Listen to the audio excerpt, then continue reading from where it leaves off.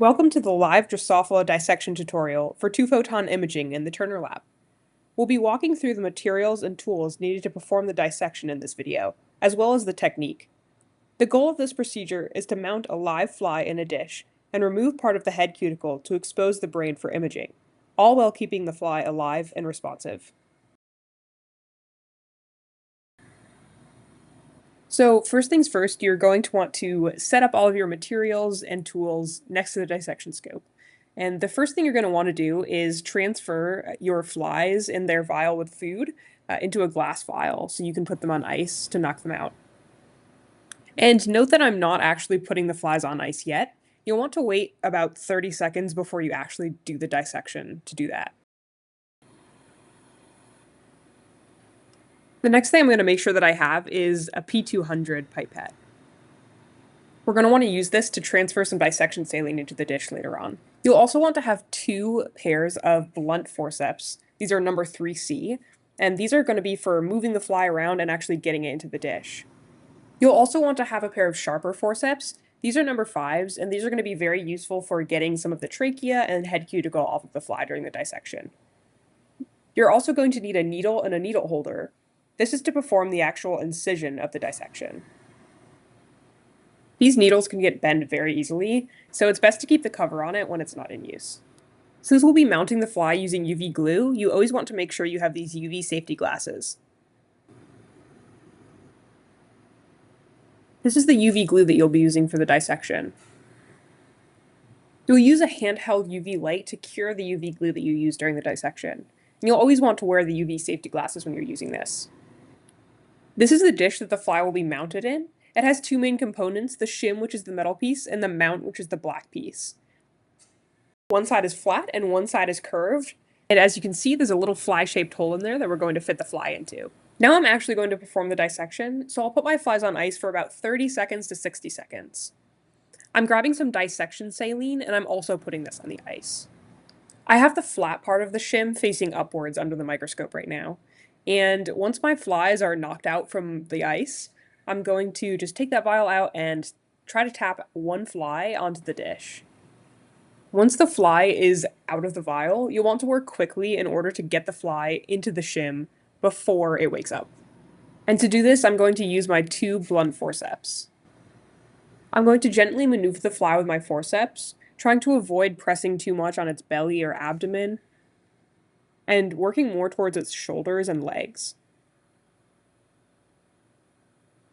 And I'm going to try to get it so its head and sort of its upper body are through this fly-shaped hole.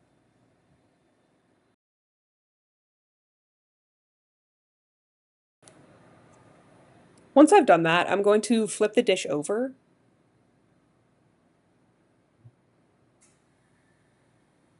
And I'm going to bring the microscope into focus and try to maneuver the fly's head so it's sort of flat against the shim.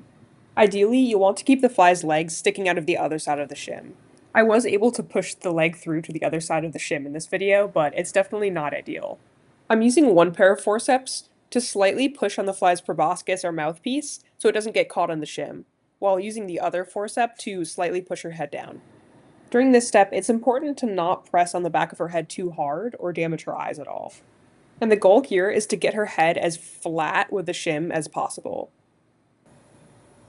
Once I have her all lined up in the shim, I'm going to take some UV glue in a petri dish, and just with my blunt forceps, I'm going to take some of that UV glue and apply it towards her back. I'm going to try my best to avoid getting the UV glue anywhere near her left eye. The application of the UV glue has two main purposes. One of them is to stop any saline from leaking out under the shim during the dissection or during imaging. The other is to actually hold the fly in place. Regardless of how much glue you use on the fly, it's still very important to pick out the right size shim for whatever flies you're using. If the shim you're using is the right size, you're not really going to see any gap between the front of the fly's head and the shim. The glue does help hold the fly in place, but it won't hold its head up during the dissection if the shim is just too big. Now that I'm done applying the glue, I'm just going to gently clean my forceps off with a Kim wipe. And I'm going to put on my UV glasses. I'm going to take the handheld UV light, turn it on, and just apply it to the fly for about 10 seconds.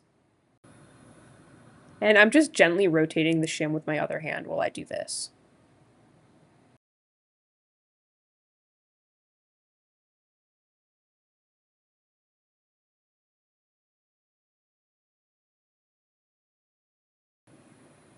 Once I'm done curing the UV glue, I'm going to flip the dish over.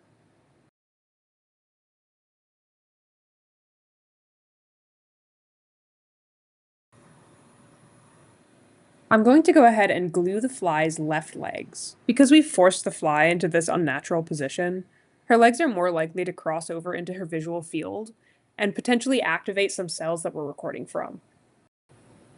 During this step, I'm also being very careful not to get any glue on her left eye.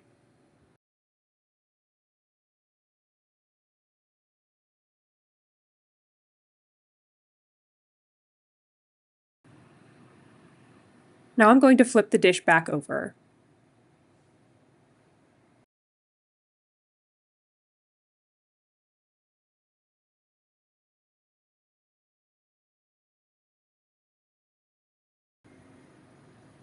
After switching to full magnification and focusing the microscope, I'm going to go ahead and add 200 microliters of dissection saline to the dish.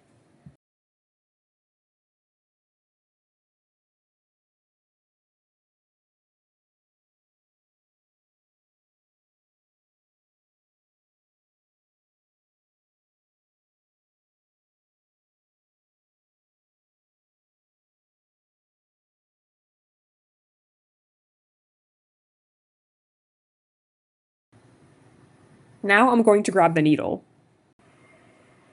To expose the left optic lobe, we're going to want to remove a piece of head cuticle that's about this size and shape. To begin, I'm going to lightly insert my dissection needle into the area indicated by the arrow. I'll then keep moving the needle to the right. Note that in some situations, especially when recording from cells in the central brain, you'll want to actually begin by cutting this darker structure that runs along the head cuticle before you begin the dissection. Another tip is to keep your needle sharp. If you have a dull needle during the dissection, it's going to be very difficult to actually poke through the head cuticle. Once I've made this rightward cut, I'm going to reinsert the needle back into the original insertion spot and cut towards the fly's neck. You can see that I now have this flap of head cuticle that I can go ahead and remove with the number 5 forceps.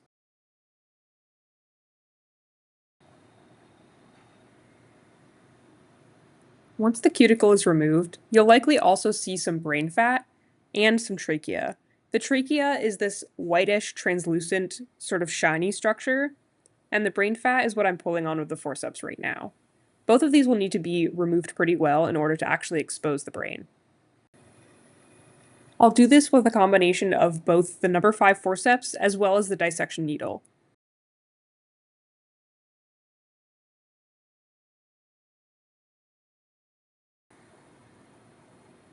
I find that removing the trachea is easiest when you first break it apart in this thinner spot in the middle. I can then gently pull it off with a dissection needle.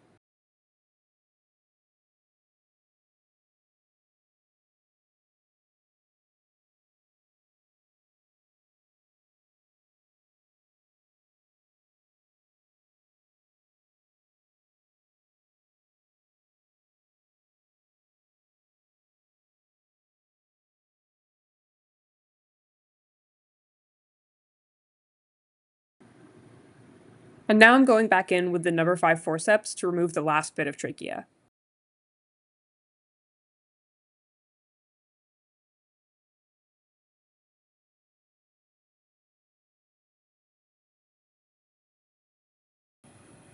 There was also a bit of brain fat around the dissection site that I'm removing to get a clearer view of the optic lobe when I'm imaging. I also removed a few of these little bubbles. Believe it or not, they can actually make the view a little fuzzy or blurry under the 2-photon. The last thing I'll do during the dissection is to remove this small muscle that wraps over the brain. This will give you a clearer view of the cells that you're trying to image, as well as minimize some of the brain movement during your recording. This muscle can be hard to spot, but you'll likely be able to find it if you gently rub your dissection needle over to the left, as I'm doing here.